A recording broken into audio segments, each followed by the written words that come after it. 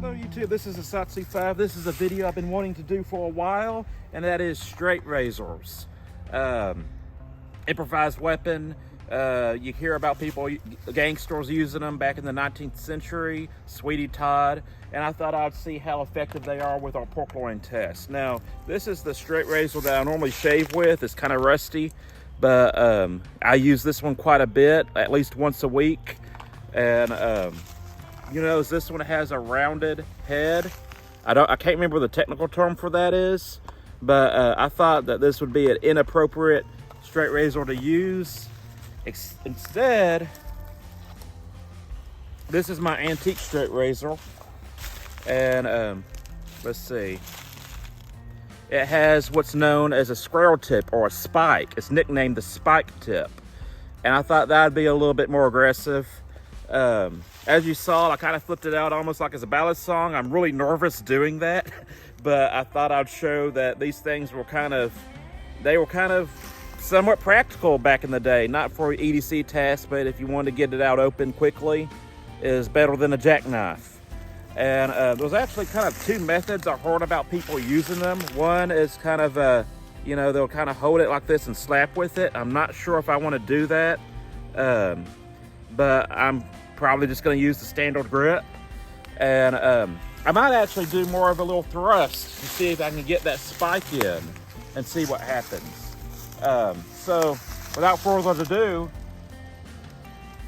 the spike, although will cut your lip, and you see it's poking holes, you know, with these spots, it's not really doing much.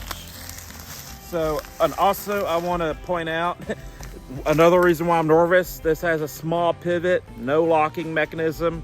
So, you know, it's not the strongest knife. But I'm gonna do a slash. Let's see what happens. Not that deep. I mean, it's a bad cut. It was very effortless because, you know, I'm not really swinging it that hard.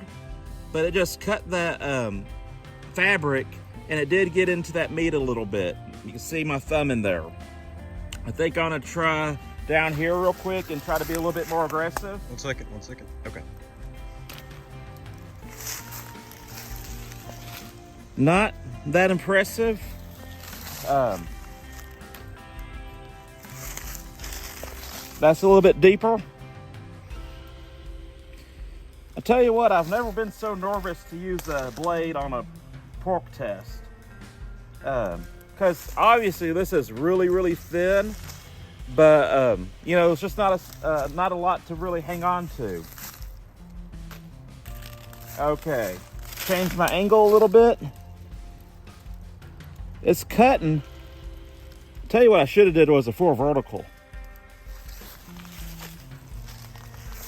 1 second. Okay.